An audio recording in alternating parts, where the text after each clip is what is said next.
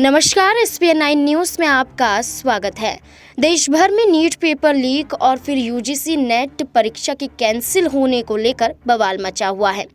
जहां हर राज्यों में केंद्र सरकार पर हमलावर राज्य सरकारें होती हुई नजर आ रही हैं, जहां समाजवादी पार्टी से लेकर कांग्रेस पार्टी के जरिए विरोध प्रदर्शन किया जा रहा है, तो वहीं दूसरी तरफ सरकार ने इस पूरे मामले को लेकर एक बड़ा फैसला लिया है। आपको बता दें, सरकार ने बड़ा फैसला लेते हुए पेपर लीक को रोकने के लिए एक बड़े कानून को लागू कर दिया है। केंद्र सरकार ने लोक परीक्षा अधिनियम 2024 अधिसूचित किया है। इस एंटी पेपर लीक कानून का मकसद प्रतियोगी परीक्षाओं की पेपर लीक और नकल को रोकना है। केंद्र सरकार ने इसी साल फरवरी में पारित हुए कानून से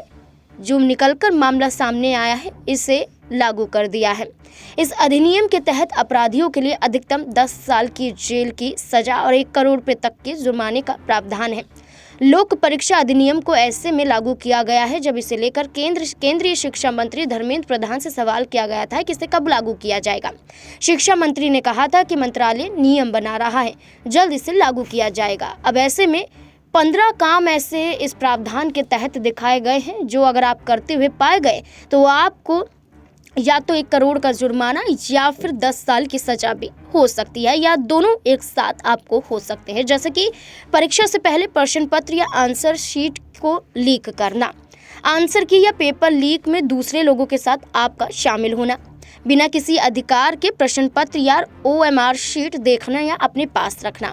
परीक्षा के दौरान किसी भी अनधिकृत व्यक्ति द्वारा एक या उससे ज़्यादा सवालों के जवाब बताने पर, किसी भी परीक्षा में उम्मीदवार को किसी भी तरह से प्रत्यक्ष अप्रत्यक्ष तरीके से जवाब लिखने में मदद करने पर, आंसर शीट या OMR शीट में गड़बड़ी करने की स्थिति में, बिना किसी अधिकार या बिना बोनाफाइड एरर के असेसमेंट में कोई हेरफेर करने पर, किसी भी परीक्षा के लिए केंद्र सरकार द्वारा निर्धारित मानकों और नियमों की जानबूझकर अनदेखी या उल्लंघन करने की अवस्था में, किसी भी ऐसे डॉक्यूमेंट से छेड़छाड़ करने पर जो कैंडिडेट की शॉर्ट लिस्टिंग या उसकी मेरिट या रैंक आधारित करने के लिए ज़रूरी माना जाता है,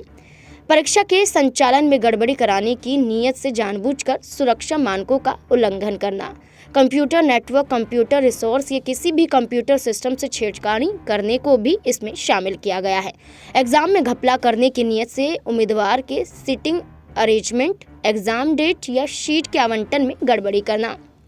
public exam authority, service provider या किसी भी सरकारी एजेंसी से संबंधित लोगों को धमकाने या किसी भी परीक्षा में व्यवधान पैदा करने पर, पैसे ऐंठने या धोखाधड़ी करने के लिए फर्जी वेबसाइट बनाने पर, फर्जी परीक्षा कराने, फर्जी एडमिट कार्ड या ऑफर लेटर जारी करने की भी सजा हो सकती है। इस कानून का मुख्य उद्देश्य परीक्षाओं में अनुचित तरीकों के इस्तेमाल पर रोक लगाना है। कानून में आरोपियों को 3 से 10 साल की सजा और न्यूनतम 1 करोड़ रुपए का जुर्माना लगाने का प्रावधान किया गया है।